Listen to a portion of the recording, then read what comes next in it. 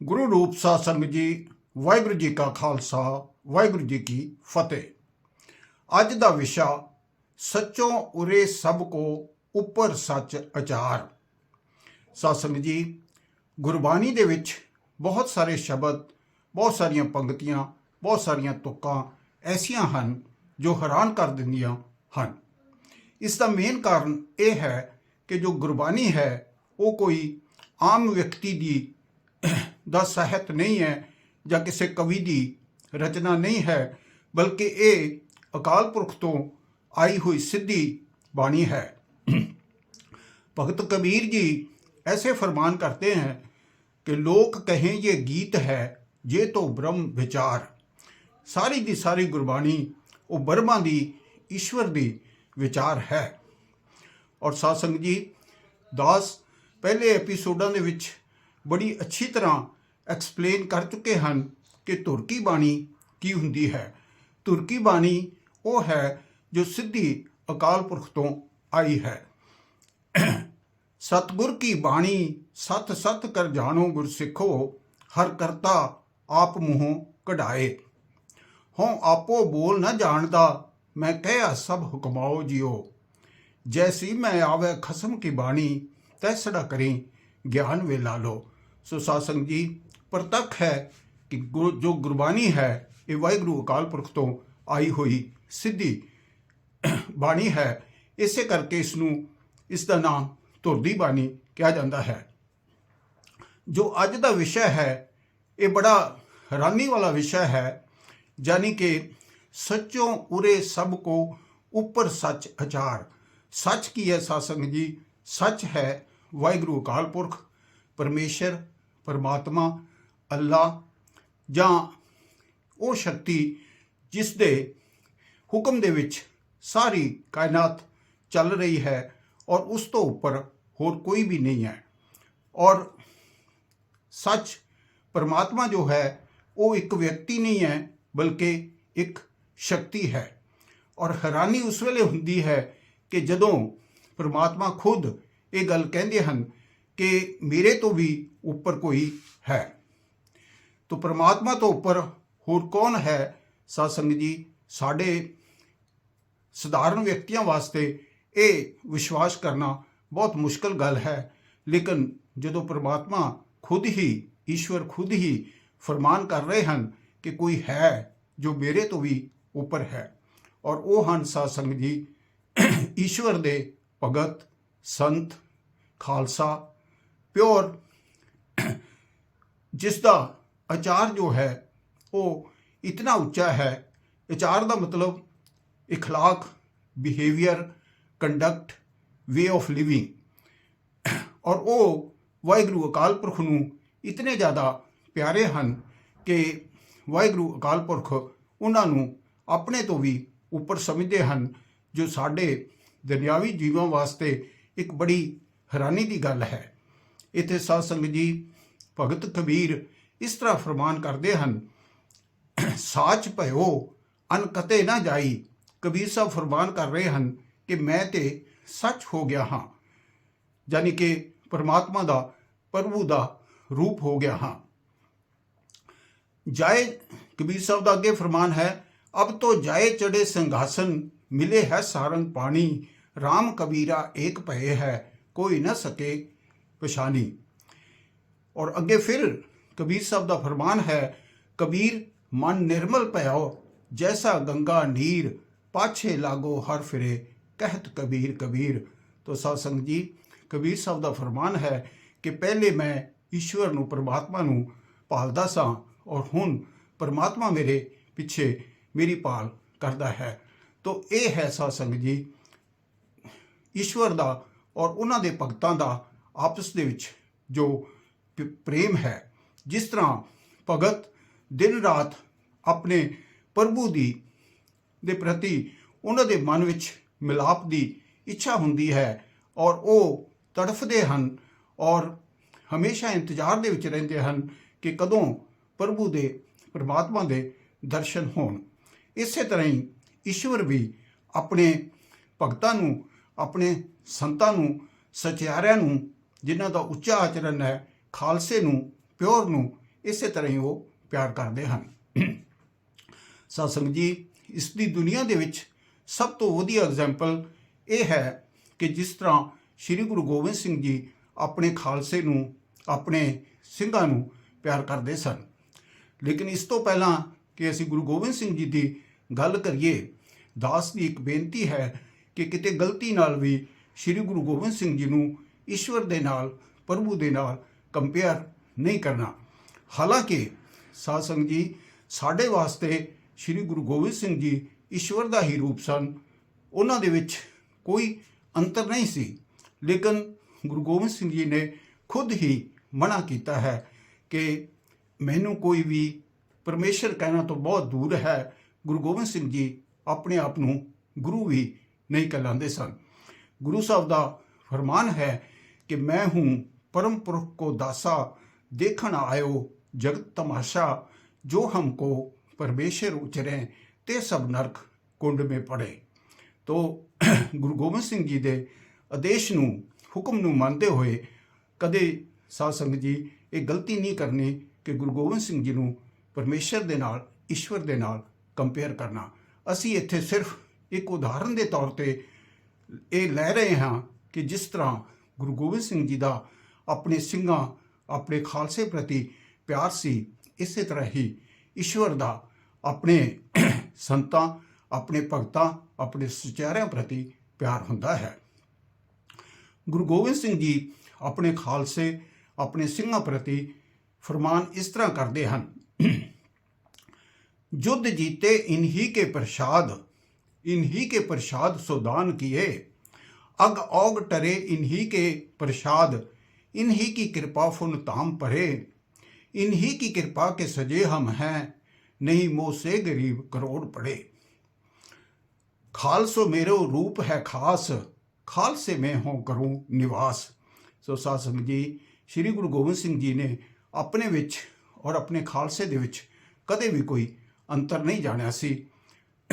जदों खदराने दी युद्ध तो बाद श्री गुरु गोबिंद सिंह जी कुछ समय वास्ते दमदमा साहब विश्राम करते हैं, बल्कि दास विश्राम नहीं कहेगा, क्योंकि गुरु गोबिंद सिंह जी के जीवन दे विच एक दिन भी विश्राम नहीं सी।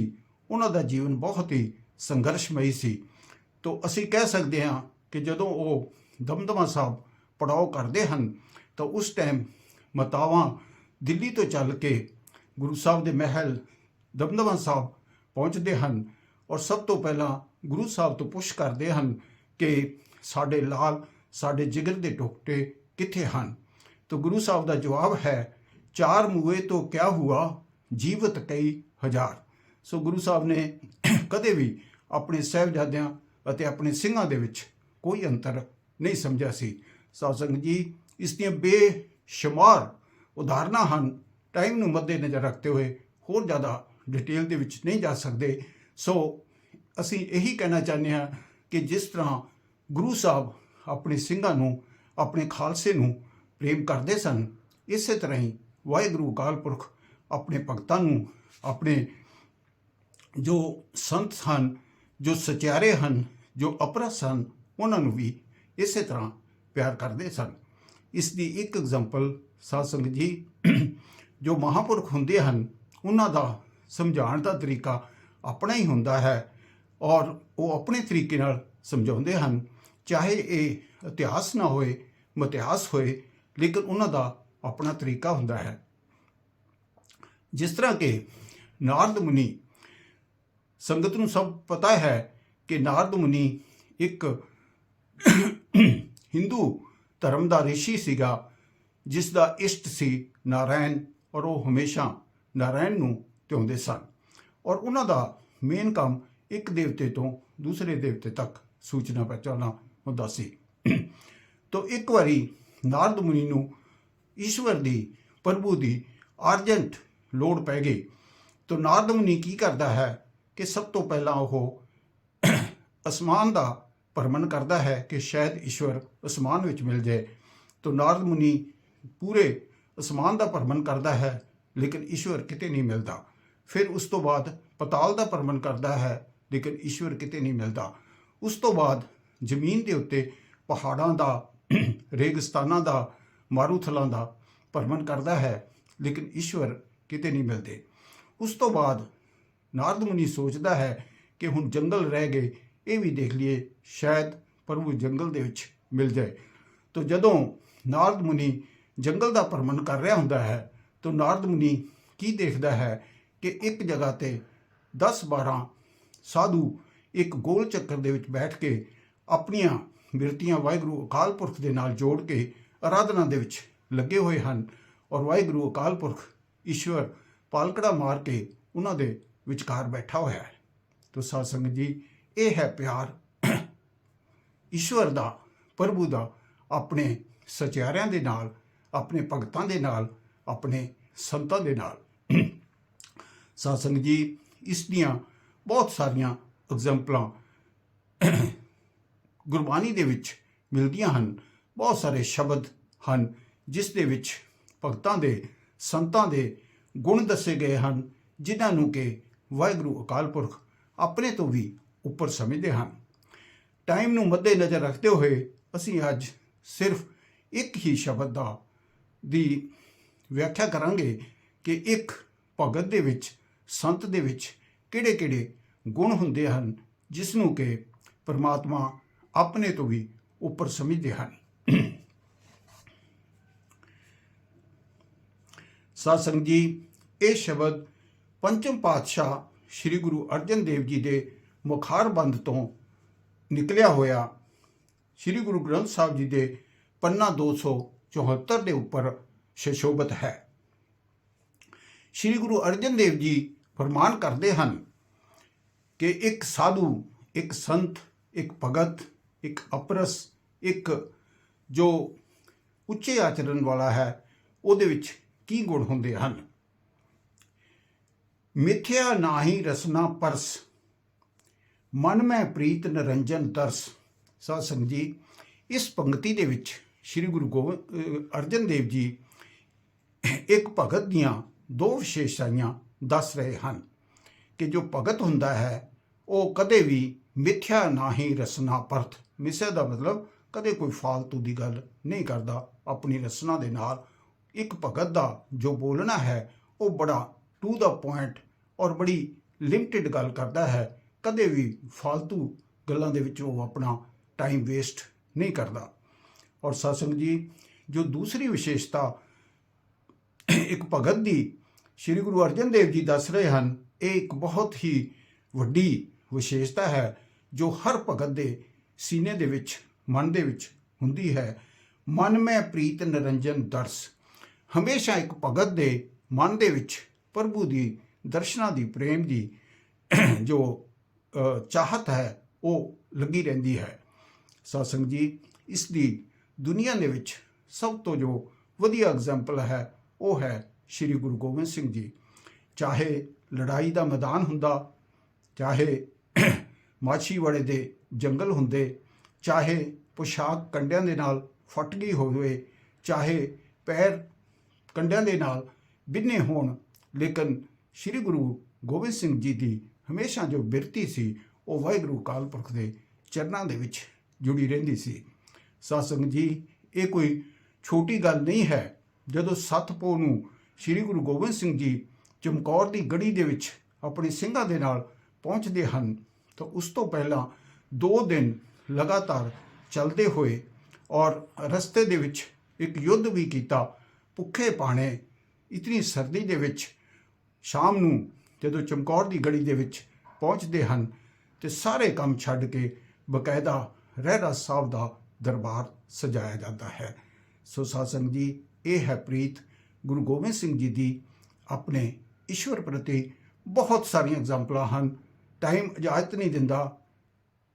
ਗੁਰੂ ਸਾਹਿਬ ਹਮੇਸ਼ਾ ਆਪਣੇ ਮਨ ਦੇ ਵਿੱਚ ਪ੍ਰਭੂ ਨੂੰ ਯਾਦ ਰੱਖਦੇ ਸਨ ਔਰ ਉਹਨਾਂ ਨੂੰ ਪ੍ਰਭੂ ਦੇ ਉੱਤੇ ਅਥਾਹ ਭਰੋਸਾ ਸੀ।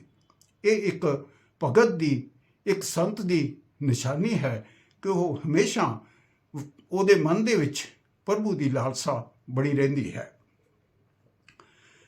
ਪਰ ਤੇਰਿਆ ਰੂਪ ਨਾ ਪੇਖੇ ਨੇਤਰ, ਇਹ ਸਾਧ ਦਾ, ਸੰਤ ਦਾ ਅਗਲਾ ਗੁਣ ਹੈ ਕਿ ਉਹ ਆਪਣੇ ਨੇਤਰਾਂ ਦੇ ਨਾਲ ਕੋਈ ਕਿਸੇ ਵੀ ਪਰਾਈ ਇਸਤਰੀ ਦਾ ਰੂਪ ਨਹੀਂ ਦੇਖਦਾ। ਸਾਧ ਕੀ ਟਹਿਲ ਸੰਤ ਸੰਗ ਹੇਤ। ਸਾਧ ਸੰਗਤ ਜੀ, ਇੱਕ ਸੰਤ ਦਾ, ਸਾਧੂ ਦਾ ਇਹ ਸੁਭਾਅ ਹੁੰਦਾ ਹੈ ਕਿ ਉਹ ਸਤ ਸੰਗ ਦੇ ਵਿੱਚ ਬੈਠ ਕੇ ਸਾਧੂਆਂ ਦੀ, ਸੰਤਾਂ ਦੀ ਸੇਵਾ ਕਰਨਾ ਉਸ ਦਾ ਸੁਭਾਅ ਬਣ ਜਾਂਦਾ ਹੈ। ਔਰ ਸਾਧ ਸੰਗਤ ਜੀ, ਸੰਗਤ ਦੇ ਵਿੱਚ ਜੋ ਸੰਗਤ ਹੈ ਉਹ ਵੀ ਸਾਧੂ ਹੀ ਹਨ ਇੱਕ ਭਗਤ ਦੀ ਨਜ਼ਰ ਦੇ ਵਿੱਚ। ਕਰਨ ਨਾ ਸੁਣੇ ਕਾਹੂ ਕੀ ਨਿੰਦਾ। ਜੋ ਸੰਤ ਹੁੰਦਾ ਹੈ, ਜੋ ਭਗਤ ਹੁੰਦਾ ਹੈ, ਉਹ ਆਪਣੇ ਕੰਨਾਂ ਦੇ ਨਾਲ ਕਿਸੇ ਦੀ ਨਿੰਦਾ ਨਹੀਂ ਸੁਣਦਾ। ਔਰ ਸਾਰੀ ਸੰਗਤ ਨੂੰ ਪਤਾ ਹੈ ਕਿ ਜੋ ਅਸੀਂ ਦੁਨਿਆਵੀ ਜੀਵ ਹੈ, ਸਾਡਾ ਤੇ ਕੰਮ ਹੀ ਇਹ ਹੈ ਕਿ ਲੋਕਾਂ ਦੀ ਬੁਰਾਈ, ਉਹਨਾਂ ਦੀ ਨਿੰਦਾ ਸੁਣਨਾ। ਸਭ ਤੇ ਜਾਣੇ ਆਪਸ ਕੋ ਮੰਦਾ। ਔਰ ਸਾਧ ਸੰਗਤ ਜੀ, ਜੋ ਅਗਲਾ ਵੱਡਾ ਵਿਸ਼ੇਸ਼ ਗੁਣ ਹੈ ਇੱਕ ਭਗਤ ਦਾ, ਕਿ ਉਹ ਹਮੇਸ਼ਾ ਆਪਣੇ ਆਪ ਨੂੰ ਸਾਰਿਆਂ ਤੋਂ ਨੀਵਾਂ, ਨਿਮਾਣਾ ਸਮਝਦਾ ਹੈ। ਇਹ ਸਾਡੇ ਗੁਰੂਆਂ ਦੀ ਵਿਸ਼ੇਸ਼ਤਾ ਹੈ ਕਿ ਸਾਰੇ ਗੁਰੂਆਂ ਨੇ ਕਦੇ ਵੀ ਆਪਣੇ ਆਪ ਨੂੰ ਈਸ਼ਵਰ ਕਹਿਲਾਣਾ ਤੋਂ ਬਹੁਤ ਦੂਰ ਹੈ, ਆਪਣੇ ਆਪ ਨੂੰ ਦਾਸ, ਜਨ, ਸੇਵਕ ਕਹਿ ਕੇ ਆਪਣੇ ਆਪ ਨੂੰ ਉਹਨਾਂ ਨੇ ਸੰਬੋਧਿਤ ਕੀਤਾ ਹੈ। ਇੱਥੇ ਸ੍ਰੀ ਗੁਰੂ ਨਾਨਕ ਦੇਵ ਜੀ ਫਰਮਾਨ ਕਰ ਰਹੇ ਹਨ ਕਿ ਦਿਆਲ ਪੁਰਖ ਕਿਰਪਾ ਕਰੋ, ਨਾਨਕ ਦਾਸ ਦਸਾਨੀ। ਹੇ ਪ੍ਰਭੂ, ਮੇਰੇ ਤੇ ਕਿਰਪਾ ਕਰੋ ਕਿ ਮੈਨੂੰ ਆਪਣੇ ਦਾਸਾਂ ਦਾ ਵੀ ਦਾਸ ਬਣਾ ਲਓ। ਕਬੀਰ ਸਾਹਿਬ ਫਰਮਾਨ ਕਰਦੇ ਹਨ, ਕਬੀਰ ਸਭ ਤੇ ਹਮ ਬੁਰੇ, ਹਮ ਤਜ ਭਲੋ ਸਭ ਕੋਏ, ਜਿਨ ਐਸਾ ਕਰ ਜਾਣਿਆ ਮੀਤ ਹਮਾਰਾ ਸੋਏ। ਸੋ ਕਬੀਰ ਜੀ ਆਪਣੇ ਆਪ ਨੂੰ ਸਭ ਤੋਂ ਨੀਚਾ, ਸਭ ਤੋਂ ਨਿਮਾਣਾ ਸਮਝਦੇ ਹਨ। ਹਕੀਕਤ ਦੇ ਵਿੱਚ ਇਸ ਤਰ੍ਹਾਂ ਨਹੀਂ ਹੈ ਸਾਧ ਸੰਗਤ ਜੀ, ਲੇਕਿਨ ਜੋ ਸੰਤ ਹੁੰਦਾ ਹੈ, ਜੋ ਭਗਤ ਹੁੰਦਾ ਹੈ, ਉਹ ਆਪਣਾ ਅੰਦਰ ਜਾਣ ਦਿੰਦਾ ਹੈ, ਉਸਨੂੰ ਆਪਣੀ ਹਕੀਕਤ ਦਾ ਪਤਾ ਲੱਗ ਜਾਂਦਾ ਹੈ। ਇਹ ਨਹੀਂ ਕਿ ਕਬੀਰ ਸਾਹਿਬ ਪੂਰੇ ਵਾਰਾਣਸੀ ਦੇ ਵਿੱਚੋਂ ਸਭ ਤੋਂ ਬੁਰੇ ਸਨ। ਅਗਰ ਕਬੀਰ ਸਾਹਿਬ ਬੁਰੇ ਸਨ ਤੇ ਫਿਰ ਵਾਰਾਣਸੀ ਦੇ ਵਿੱਚ ਅੱਛਾ ਕੌਣ ਹੋ ਸਕਦਾ ਹੈ। ਲੇਕਿਨ ਇਹ ਇੱਕ ਭਗਤ ਦੀ ਅਪਰਸ ਦੀ ਨਿਮਰਤਾ ਹੈ ਕਿ ਉਹ ਹਮੇਸ਼ਾ ਆਪਣੇ ਆਪ ਨੂੰ ਨੀਵਾਂ ਸਮਝਦਾ ਹੈ, ਨਿਮਾਣਾ ਸਮਝਦਾ ਹੈ। ਗੁਰ ਪ੍ਰਸਾਦ ਵਿਖਿਆ ਪਰ ਹਰੇ। ਗੁਰੂ ਦੀ ਕਿਰਪਾ ਨਾਲ ਵਿਖਿਆ ਕੀ ਹੈ ਸਾਧ ਸੰਗਤ ਜੀ? ਵਿਖਿਆ ਕੇਵਲ ਰੁਪਇਆ ਪੈਸਾ ਨਹੀਂ ਹੈ, ਲੇਕਿਨ ਜੋ ਵੀ ਚੀਜ਼ ਇੱਕ ਸੰਤ, ਇੱਕ ਭਗਤ ਔਰ ਪ੍ਰਮਾਤਮਾ ਦੇ ਰਸਤੇ ਦੇ ਵਿੱਚ ਕੋਈ ਅੜਚਨ ਪੈਦਾ ਕਰਦੀ ਹੈ ਤੇ ਉਹ ਵਿਖਿਆ ਹੈ।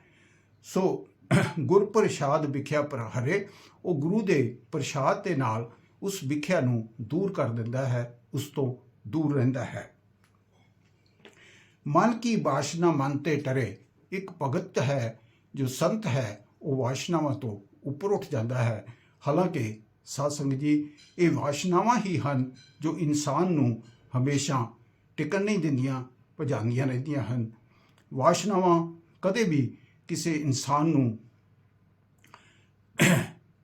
ਆਰਾਮ ਨਾਲ ਨਹੀਂ ਬਹਿਣ ਦਿੰਦੀਆਂ, ਲੇਕਿਨ ਜੋ ਸਾਧੂ ਹੁੰਦਾ ਹੈ, ਸੰਤ ਹੁੰਦਾ ਹੈ, ਉਹ ਵਾਸ਼ਨਾਵਾਂ ਤੋਂ ਉੱਪਰ ਉੱਠ ਜਾਂਦਾ ਹੈ। ਇੰਦਰੀ ਜਿੱਤ ਪੰਜ ਤੋਖ ਤੇ ਰਹੇ।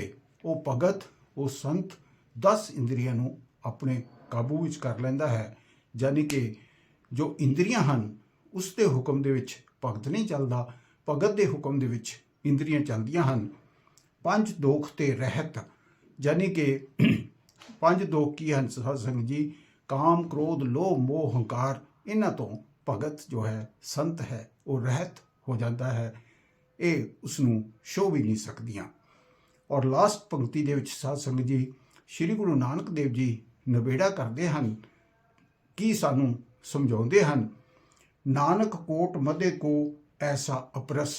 ਹੇ ਨਾਨਕ, ਆਖ ਕਿ ਕਰੋੜਾਂ ਦੇ ਵਿੱਚੋਂ ਕੋਈ ਇੱਕ ਦਾ ਹੀ ਐਸਾ ਅਪਰਸ ਹੋਏਗਾ, ਭਗਤ ਹੋਏਗਾ, ਸੰਤ ਹੋਏਗਾ, ਪਿਓਰ ਹੋਏਗਾ।